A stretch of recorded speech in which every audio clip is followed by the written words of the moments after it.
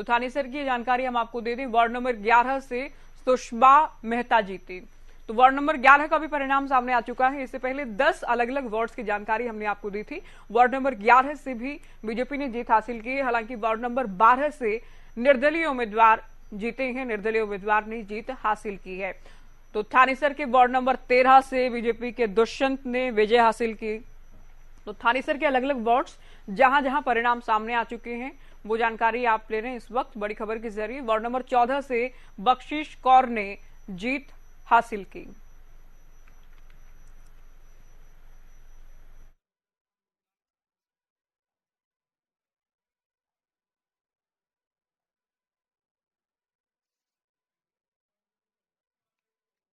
थानेसर के अब तक 14 वार्ड्स की जानकारी हमने आपको दी है। ज्यादातर जगहों पर बीजेपी ने जीत हासिल की, इक्का दुक्का जगहों पर इंडिपेंडेंट उम्मीदवार जीते हैं। यमुनानगर से बीजेपी की सुमन बहमनी 9022 वोट से आगे चल रहे हैं। तो देखिए, जो आगे पीछे चल रहे हैं उम्मीदवार उसमें कोई बदलाव नहीं आ रहा है, लेकिन वोटों का जो अंतर है वो लगातार अधिक हो रहा है। तो यमुनानगर से बीजेपी के लिए अच्छी ये खबर है कि बीजेपी की सुमन बहमनी लगातार अपनी बढ़त बनाए हुए हैं। 9022 वोट से बहमनी आगे चल रही यमुनानगर में।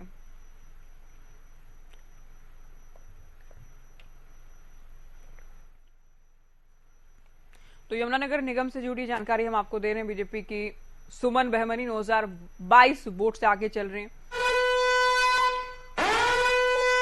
करनाल से बीजेपी मेयर उम्मीदवार रेणु बाला गुप्ता 10,000 वोट से आगे हैं। तो करनाल से रेणु बाला गुप्ता शुरुआत से ये बढ़त बनाए हुए हैं। वार्ड नंबर 3 से निर्दलीय उम्मीदवार पप्पू लाठर चुनाव जीते। तो केवल निगम से जुड़ी नहीं बल्कि एक एक वार्ड की जानकारी आप तक हरियाणा न्यूज पहुंचा रहा है। तो करनाल से मेयर उम्मीदवार रेणु बाला गुप्ता इस बार भी जीत की ओर बढ़ती नजर आ रही है। अंतर क्योंकि काफी बड़ा है, 10,000 वोट से आगे हैं और इसमें कोई अभी तक कोई बदलाव नहीं देखा गया है।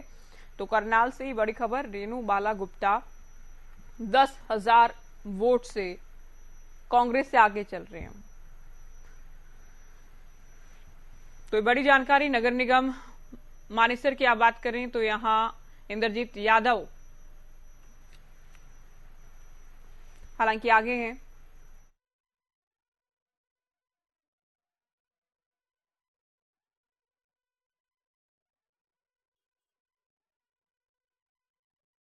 करनाल से मेयर उम्मीदवार रेणु बाला गुप्ता 10,000 वोट से आगे। वार्ड नंबर 3 से निर्दलीय उम्मीदवार पप्पू लाठर चुनाव जीत चुके हैं। तो वार्ड्स को लेकर देखिए परिणाम आ चुका है। जहां जहां से परिणाम की खबरें सामने आई वो हम आपको बता रहे हैं। नगर निगम ये टैली पढ़ के भी मैं आपको बता रही हूँ, ये टैली के जरिए हम आपको दिखा रहे हैं कि नगर निगम करनाल में बीजेपी की रेणु बाला गुप्ता आगे हैं, मनोज वधवा पीछे चल रहे हैं कांग्रेस के उम्मीदवार। और साथ ही नगर परिषद चेयरमैन की जानकारी भी आप ले रहे हैं। नगर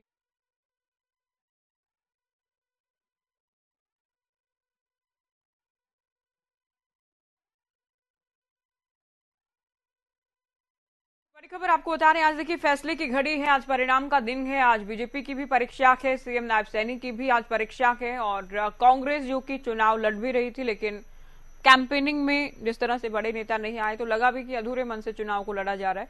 तो उसमें कितनी कामयाबी, अधूरे मन से क्या पूरी कामयाबी हासिल कर पाएगी कांग्रेस, ये सवाल बाकी है। लेकिन रुझान ये कह रहे हैं कि मुकाबले में भले ही है कांग्रेस लेकिन जीतती नजर नहीं आ रही है।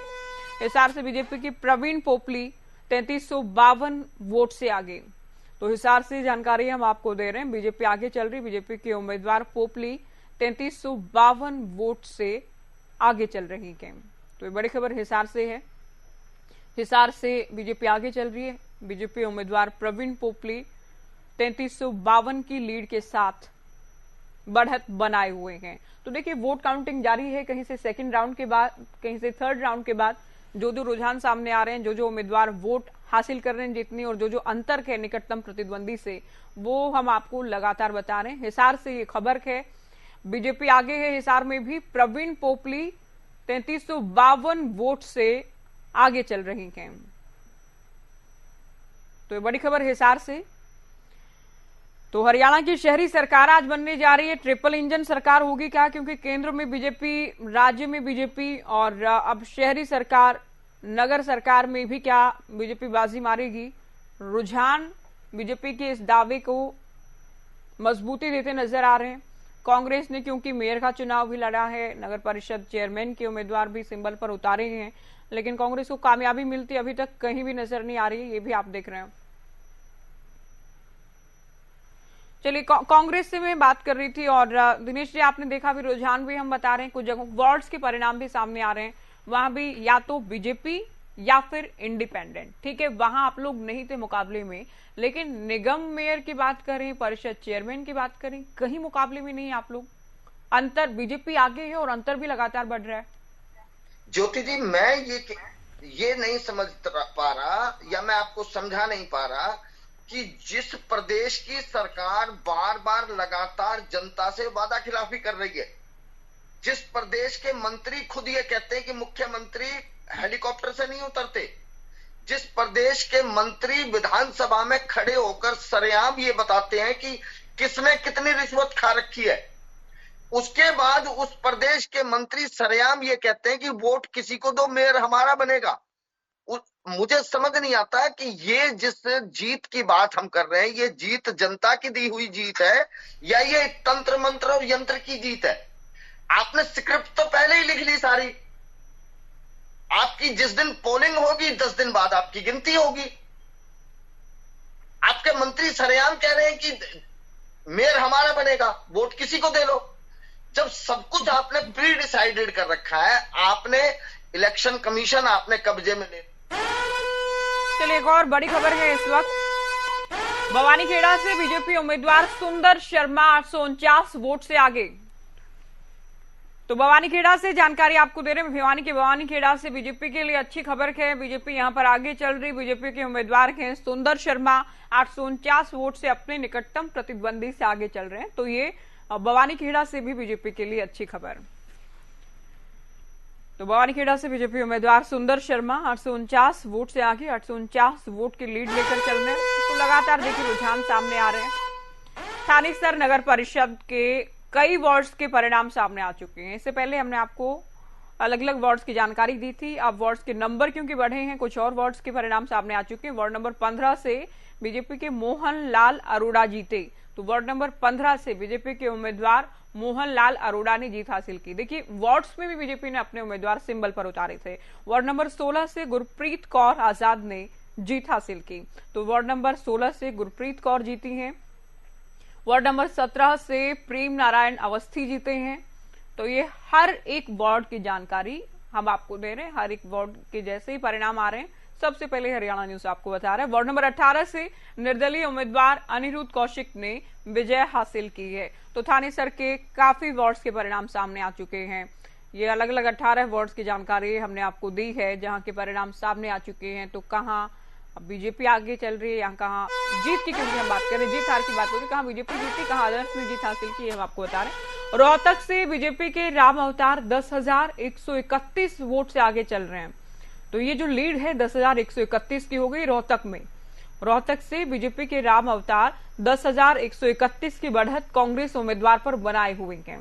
तो ये निगम से जुड़े रुझान हम आपको बता रहे हैं, रोहतक की हम आपको जानकारी दे रहे हैं। बीजेपी प्रत्याशी राम अवतार 10,131 वोट से आगे चल रहे हैं। तो देखिए 10 निगम में चुनाव हैं, जिनमें से 2 में उपचुनाव है, अंबाला और सोनीपत में। और वहां क्यों हो रहे हैं ये भी आप जानते हैं, क्योंकि दोनों मेयर विधायक बने, विधानसभा पहुंच चुके हैं, लेकिन अब शहरी सरकार में कौन बाजी मारता है, इसके लिए लगातार हमारे संवाददाता ग्राउंड जीरो से, काउंटिंग सेंटर से पल पल की जानकारी, हर एक खबर, हर एक बारीकी आप तक पहुंचा रहे हैं।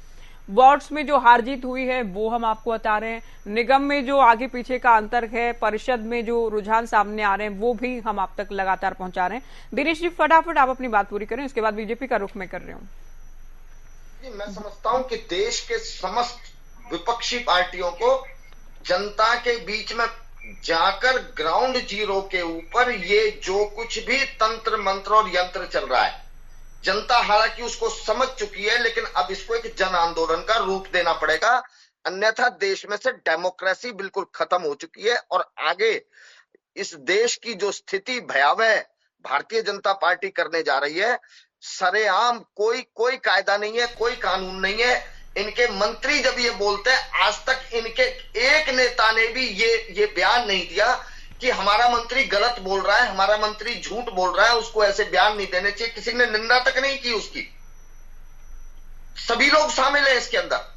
अगर भारतीय जनता पार्टी की सरकार के कार्य अगर अच्छे होते और ये जीत रहे होते तो बात समझ आती थी। लेकिन जिस भारतीय जनता पार्टी की सरकार ने अनेक वायदे करने के बाद भी जनता में वादा खिलाफियां की हैं, जो आप लोगों ने विधानसभा में किया, जो एब्सोल्यूट मेजोरिटी जो बीजेपी को मिली, जो मैंडेट जनता ने दिया, उसको आप लोगों ने अभी तक स्वीकार नहीं किया। 8 अक्टूबर से लेकर 12 मार्च पर हम बात कर रहे हैं, आप लोगों ने मैंडेट को स्वीकार नहीं किया। शहरी वोटर्स जो जनादेश दे रहे हैं वो भी आप स्वीकार नहीं कर रहे हैं। मानेसर से निर्दलीय उम्मीदवार इंद्रजीत यादव 1648 वोट से आगे हैं। तो मानेसर में निर्दलीय उम्मीदवार इंद्रजीत यादव आगे चल रही है, बीजेपी उम्मीदवार सुंदर लाल पीछे हैं। अंतर बहुत ज्यादा नहीं है, लेकिन शुरुआत से आगे इंडिपेंडेंट उम्मीदवार ही चल रही मानेसर में। तो ये निगम बनने के बाद पहला इलेक्शन है, लोगों में उत्साह। हालांकि वोट परसेंट के लिहाज से हम हैरान भी थे कई जगहों पर जब हम बात कर रहे थे कि वोट परसेंट इतना कम क्यों हुआ, इसके क्या मायने हैं। और तो इस बहुत अग्रेसिव होकर लोगों ने वोट नहीं किया, कोई बदलाव के लिए लोगों ने वोट नहीं किया। कि अब तक के रुझान इस बात की ओर इशारा कर रहे हैं बीजेपी ट्रिपल इंजन सरकार बनाने की दिशा में तेज रफ्तार से बढ़ती नजर आ रही है। तो ज्यादातर जगहों पर आप निगम मेयर की बात करें बीजेपी को ही बढ़त है। चेयरमैन की बात करते हैं, ज्यादातर जगहों पर 5 में से 3 पर बीजेपी लीड बनाए हुए है। अलग अलग वार्ड्स में भी, क्योंकि बहुत छोटे चुनाव भी जिनको कांग्रेस ने नहीं लड़ा या फिर गंभीरता से नहीं लिया, वहां बीजेपी ने अपने उम्मीदवार उतारे, जमकर प्रचार किया गया, पूरी ताकत झोंकी गई।